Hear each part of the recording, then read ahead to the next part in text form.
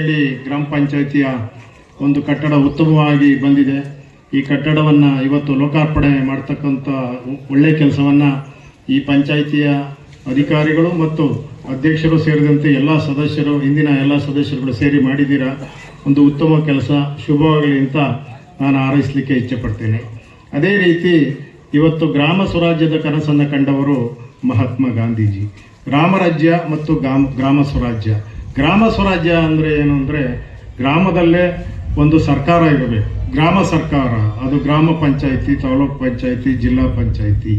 ಇವುಗಳು ಯಾಕೆ ಅವಶ್ಯಕತೆ ಇತ್ತು ಅಂದರೆ, ಡೆಲ್ಲಿಲೋ ಅಥವಾ ಬೆಂಗಳೂರಿನಲ್ಲೋ ಕೂತ್ಕೊಂಡು ಗ್ರಾಮಗಳ ಅಧಿಕಾರ ಮಾಡಲಿಕ್ಕೆ ಆಗಲ್ಲ. ಯಾಕೆಂದರೆ ಇಲ್ಲ ಸಮಸ್ಯೆಗಳು ಇಲ್ಲಿನ ಜನರಿಗೆ ಮಾತ್ರ ಗೊತ್ತಿರುತ್ತೆ. ಅದರಿಂದ ಸ್ಥಳೀಯ ಸಂಸ್ಥೆಗಳನ್ನು ಈ ಒಂದು ವ್ಯವಸ್ಥೆಯನ್ನು ಮಾಡಬೇಕಾಗ್ತದೆ. ಆ ರೀತಿಯಲ್ಲಿ 1972ರಲ್ಲಿ ತಾಲೂಕು ಬೋರ್ಡು ಹಿರಿಯರಿಗೆಲ್ಲ ಗೊತ್ತು, ಅದೊಂದಿತ್ತು ತಾಲೂಕು ಬೋರ್ಡು. ಅದು ಪರಿಣಾಮಕಾರಿಯಾಗಿ ಕೆಲಸ ಮಾಡದಿದ್ದಾಗ 1983ರಲ್ಲಿ ಸನ್ಮಾನ್ಯ ರಾಮಕೃಷ್ಣ ಹೆಗಡೆಯವರು ಮುಖ್ಯಮಂತ್ರಿಯಾದಂಥ ಸಂದರ್ಭದಲ್ಲಿ ಏನು ಈ ಒಂದು ಗ್ರಾಮ ಪಂಚಾಯತ್ನ ಪರಿಕಲ್ಪನೆಯನ್ನು ಮಾಡ್ತಾರೆ. ಆವಾಗ ಏನು ನಜೀರ್ ಸಾಬ್ರವರು ಏನು ಈ ಒಂದು ಸಚಿವರಾಗಿದ್ದರು, ಏನು ನಮ್ಮ ಗ್ರಾಮೀಣ ಮತ್ತು ಅಭಿವೃದ್ಧಿ ಪಂಚಾಯತ್ ರಾಜ್ ಸಚಿವರಾದಂತಹ ನಜೀರ್ ಸಾಬ್ರವನ್ನು ನಾವು ಈ ಸಂದರ್ಭದಲ್ಲಿ ನೆನೆಸ್ಕೋಬೇಕಾಗುತ್ತೆ.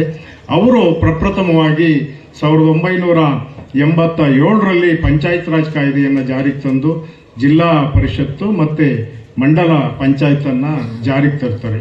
ಆ ಸಂದರ್ಭದಲ್ಲಿ ತಾಲೂಕ್ ಪಂಚಾಯತ್ ಇರಲ್ಲ. ಆ ತಾಲೂಕ್ ಪಂಚಾಯತಿಲಿ ಯಾರು ಮಂಡಲ ಪ್ರಧಾನರು ಇರ್ತಾರೋ ಅವರು ಮೆಂಬರ್ಸ್ ಆಗಿರ್ತಾರೆ, ಮತ್ತು ಶಾಸಕರು ಅದರ ಅಧ್ಯಕ್ಷತೆಯನ್ನು ವಹಿಸಿ ತಾಲೂಕ್ ಬೋರ್ಡ್ನಲ್ಲಿ ಕೆಲಸ ಮಾಡ್ತಕ್ಕಂಥ ಕೆಲಸ ಆಗುತ್ತೆ.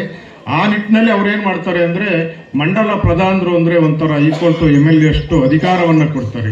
ಯಾವುದೇ PDOಸ್ಗೆ ರಜಾ ಕೊಡಬೇಕು ಅಂದರೆ ಮಂಡಲ ಪ್ರಧಾನರು ಕೇಳಬೇಕಾಗುತ್ತೆ. MBAಯನ್ನು ಬರಿಬೇಕಾದ್ರೂ ಕೂಡ ಮಂಡಲ ಪ್ರಧಾನರ ಅಪ್ಪಣೆ ಬೇಕಾಗಿರುತ್ತೆ. ಆ ನಿಟ್ಟಿಗೆ